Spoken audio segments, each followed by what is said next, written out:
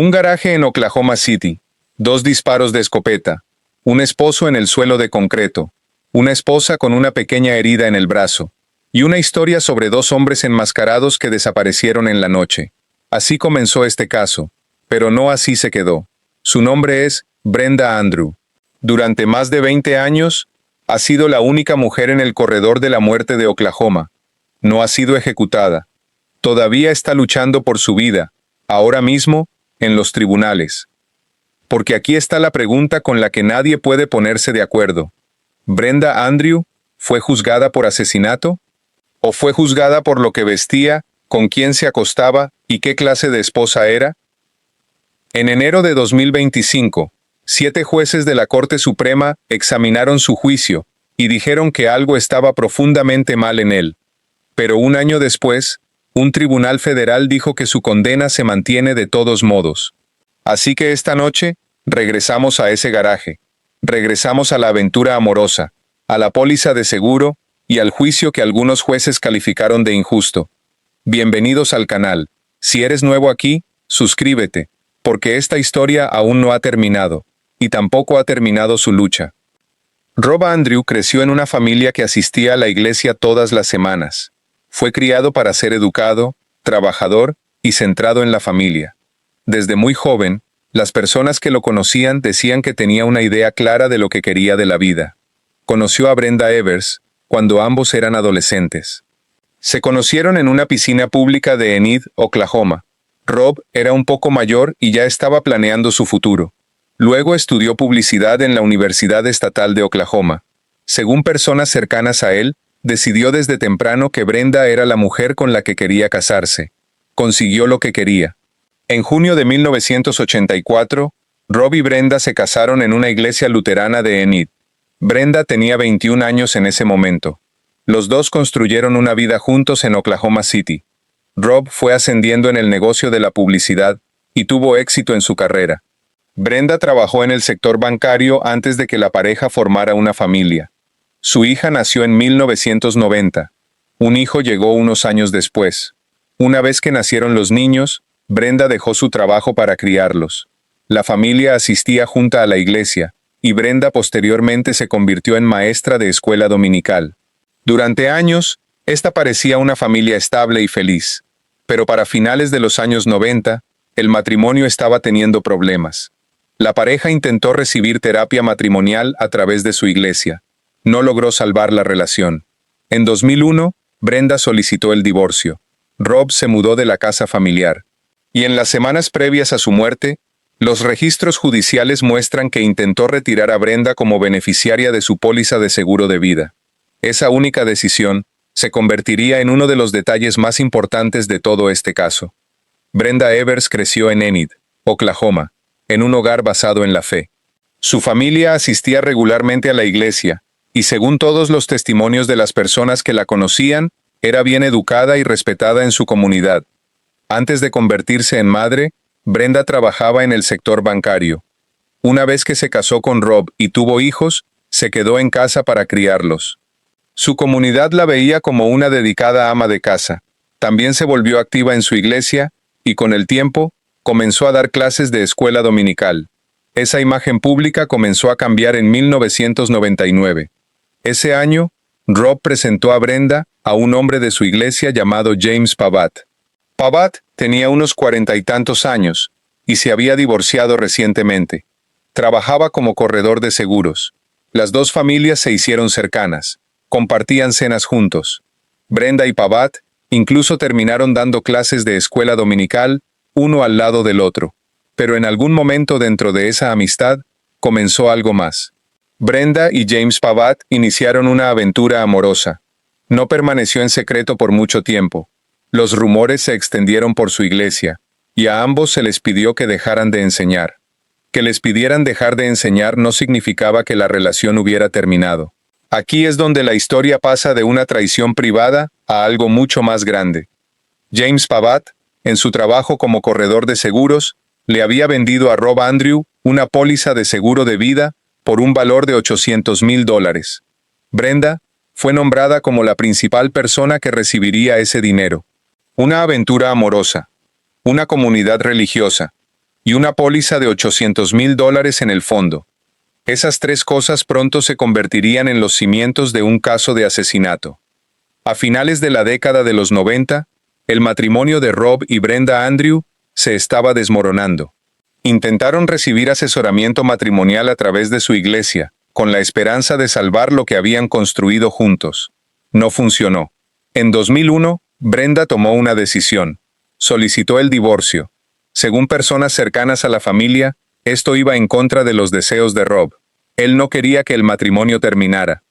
Rob se mudó de la casa familiar, dejando allí a Brenda con sus dos hijos. Pero no estaba dispuesto a marcharse tranquilamente. En las semanas siguientes, los registros judiciales muestran que Rob tomó medidas para retirar a Brenda como beneficiaria de su póliza de seguro de vida de $800,000. Esa sola decisión puso todo en riesgo.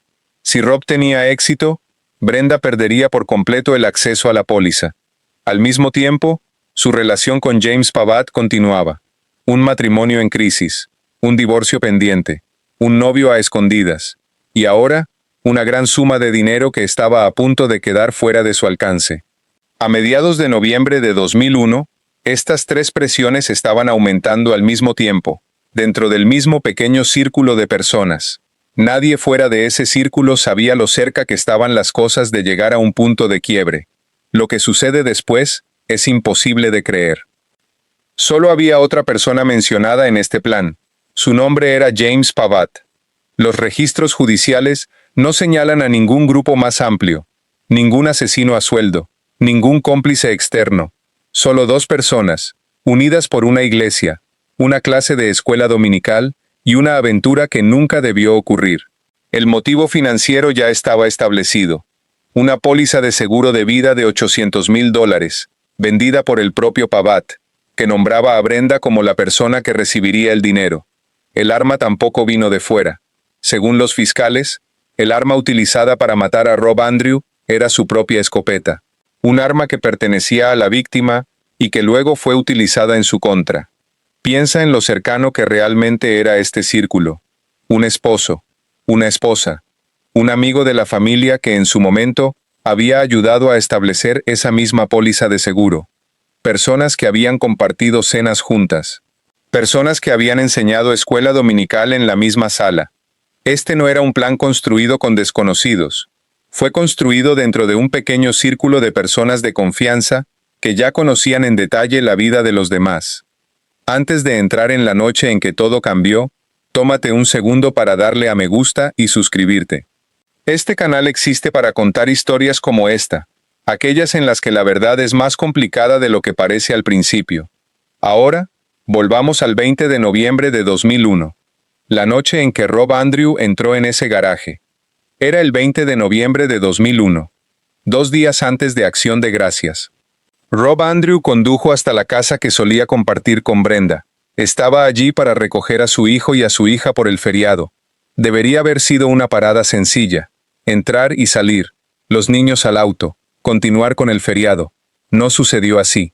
Antes de que Rob pudiera irse con los niños, Brenda lo detuvo. Le dijo que la llama piloto del horno del garaje se había apagado. Le pidió que la ayudara a volver a encenderla. Rob entró al garaje. Momentos después, hubo disparos. Según los fiscales, Rob Andrew recibió 2 disparos. Los registros judiciales indican que James Pavatt disparó el primero y que Brenda disparó el segundo. Rob recibió impactos en la zona del torso y cerca del cuello. Se desplomó sobre el suelo del garaje. Brenda también recibió un disparo, en el brazo. Los investigadores describieron posteriormente esta herida como leve, más parecida a un roce que a una lesión grave. Según los registros judiciales, la herida mostraba quemaduras de pólvora, del tipo que se esperaría de un arma disparada a muy corta distancia. Ese detalle planteó desde el principio preguntas sobre si el disparo realmente había provenido de un intruso situado al otro lado del garaje, o de algún lugar mucho más cercano. Brenda llamó al 911. Le dijo a la operadora que 2 hombres enmascarados, armados con armas, habían irrumpido y atacado a ella y a su esposo. Dijo que se habían ido tan rápido como habían llegado. Cuando la policía llegó, encontró a Rob Andrew en el suelo del garaje. No sobrevivió a sus heridas. Su muerte fue confirmada en el lugar. Por un momento, sobre el papel, parecía una invasión domiciliaria aleatoria y violenta. Un esposo muerto, una esposa herida, dos atacantes enmascarados que habían desaparecido en la noche. Pero casi de inmediato, pequeños detalles no encajaban. La historia que Brenda contó a la policía no coincidía con todo lo que los investigadores estaban viendo en ese garaje. Lo que sucede después es imposible de creer. Cuando los primeros intervinientes llegaron a la casa de Andrew, encontraron una escena que no coincidía con un simple allanamiento.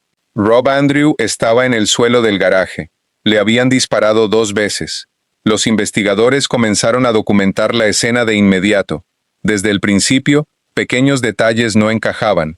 El patrón de las heridas y la forma en que se veía la escena no coincidían con la historia de 2 desconocidos enmascarados, entrando y saliendo rápidamente.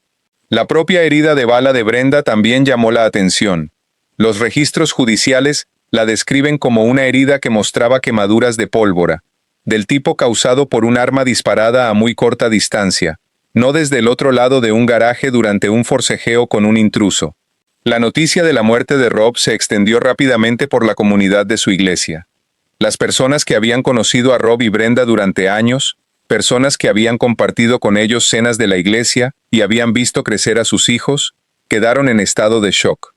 Rob era visto como un hombre estable y dedicado a su familia. Su muerte no encajaba con nada de lo que su comunidad esperaba. 3 días después, se celebró el funeral de Rob Andrew. Brenda no asistió. James Pavatt tampoco asistió. Tampoco lo hicieron los 2 hijos de Brenda y Rob.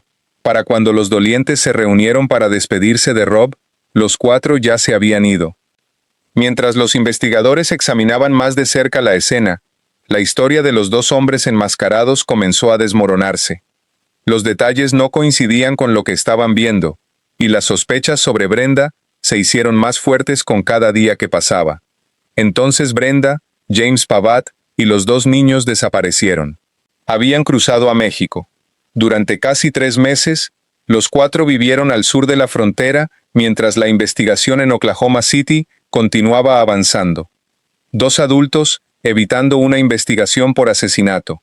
2 niños atrapados en medio de todo aquello, lejos de casa, sin entender realmente lo que estaba sucediendo a su alrededor. La vida huyendo no era sostenible. El dinero comenzó a escasear. Según los registros judiciales, el grupo finalmente tomó la decisión de intentar regresar a Estados Unidos. En febrero de 2002, Brenda Andrew y James Pavatt intentaron cruzar de nuevo la frontera. Los agentes fronterizos los estaban esperando. Ambos fueron arrestados en el acto. Para los investigadores, este fue el momento en que el caso cambió. Una mujer que afirmaba ser una víctima inocente de una invasión a su hogar, acababa de pasar 3 meses escondida en otro país junto al hombre con quien estaba teniendo una aventura. Lo que sucede después es imposible de creer. Después del arresto, James Pavatt confesó. Admitió que había disparado y matado a Rob Andrew, pero se mantuvo firme en un punto. Dijo que Brenda no tenía nada que ver con ello.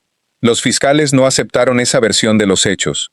Señalaron la póliza de seguro de $800,000 que nombraba a Brenda como beneficiaria. Señalaron la relación amorosa entre Brenda y Pavatt. Y señalaron el hecho de que Brenda había huido a México con Pavatt durante casi 3 meses, llevándose a sus 2 hijos con ella. Para los fiscales, nada de eso encajaba con la imagen de una viuda inocente. Tanto Brenda Andrew como James Pavatt fueron acusados formalmente. Los cargos fueron asesinato en primer grado y conspiración para cometer asesinato. Los registros judiciales construyeron el caso en torno a una conspiración conjunta entre los 2. Los fiscales argumentaron que la afirmación de Pavatt de que actuó solo no eliminaba el papel de Brenda en la planificación del crimen, en beneficiarse de él y en huir después. Un hombre había confesado haber apretado el gatillo, pero ahora 2 personas estaban acusadas del mismo asesinato. James Pavatt fue a juicio primero. En 2003, fue declarado culpable de asesinato en primer grado. Fue condenado a muerte. El juicio de Brenda Andrew comenzó en julio de 2004. Desde el principio, los fiscales enfrentaron un problema. No había evidencia física que colocara la escopeta en sus manos. El único hombre que podía hablar directamente sobre lo que ocurrió en ese garaje su propio coacusado, había confesado y dicho que ella no estaba involucrada. Así que los fiscales construyeron su caso de una manera diferente. En lugar de centrar el juicio en la evidencia forense, dedicaron enormes cantidades de tiempo en la sala del tribunal a la vida personal de Brenda, su historial sexual de aproximadamente 20 años, su elección de ropa durante las cenas e incluso en el supermercado, su comportamiento como madre, sus reacciones emocionales después de la muerte de su esposo. Según los registros judiciales, los fiscales argumentaron que Brenda no había llorado lo suficiente después de que Rob muriera, tratando eso como si fuera evidencia por sí sola. Luego llegó el alegato final. Los registros judiciales describen a un fiscal abriendo una de las maletas de Brenda frente al jurado y mostrando su ropa interior, preguntando si una viuda afligida empacaría algo así. Durante todo el juicio, se utilizó lenguaje degradante para describirla frente al jurado. El jurado la declaró culpable. El 22 de septiembre de 2004, Brenda Andrew fue condenada a muerte. La evidencia física en su contra había sido escasa. El testimonio sobre su vida personal no lo había sido. Brenda Andrew fue enviada al Centro Correccional Mabel Bassett, la institución de Oklahoma para mujeres. Se convirtió, y sigue siendo, la única mujer en el corredor de la muerte del estado. Durante más de 20 años, ha vivido bajo una sentencia de muerte. Los informes y documentos judiciales describen largos periodos de aislamiento, con tiempo limitado fuera de su celda y contacto restringido con otras personas. En 2023, un panel de 3 jueces de la Corte de Apelaciones del 10º Circuito confirmó su condena y sentencia de muerte, pero el fallo no fue unánime. Uno de los jueces, Robert Bacharak, discrepó. Escribió que el juicio se había centrado, de principio a fin, en la vida sexual de Brenda, y que esto le había quitado a los miembros del jurado cualquier posibilidad real de evaluar de manera justa su propia versión de los hechos. Su equipo legal llevó el caso ante la Corte Suprema de los Estados Unidos. El 21 de enero de 2025, los jueces fallaron 7-2. Devolvieron el caso al 10º Circuito, instruyéndolo a determinar si el enfoque en el historial sexual y la vida personal de Brenda había hecho que su juicio fuera fundamentalmente injusto. Esa revisión no resultó como sus partidarios esperaban. El 13 de enero de 2026, el mismo panel, nuevamente encabezado por el juez Bacharak, falló en su contra. El tribunal consideró preocupantes las pruebas, pero no suficientes para revocar la condena. Su equipo legal no se detuvo allí. El 27 de abril de 2026, presentaron una solicitud pidiendo al 10º Circuito en pleno que volviera a examinar el caso con un panel más amplio de jueces. Esa solicitud sigue pendiente hasta hoy. Mientras tanto, James Pavatt también permanece en el corredor de la muerte. Su sentencia, al igual que la de Brenda, no se ha ejecutado. Han pasado más de 2 décadas desde aquel garaje en Oklahoma City. No ha habido ninguna ejecución. La batalla legal continúa, ahora mismo, en los tribunales. Eso deja una pregunta sobre todo este caso. ¿Brenda Andrew fue juzgada por asesinato? ¿O fue juzgada por no actuar como se suponía que debía actuar una esposa afligida? Hay una amarga ironía en el centro de todo. Una póliza de seguro destinada a proteger a una familia se convirtió en el mismo motivo que los fiscales utilizaron para explicar por qué esa familia fue destruida. James Pavatt confesó. Brenda Andrew siempre lo ha negado.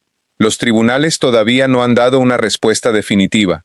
Así que dime, ¿qué momento de esta historia te impactó más? ¿El garaje, el juicio o los 20 años que siguieron? Deja tu respuesta en los comentarios. Y si quieres más historias como esta, suscríbete. Hay más por descubrir.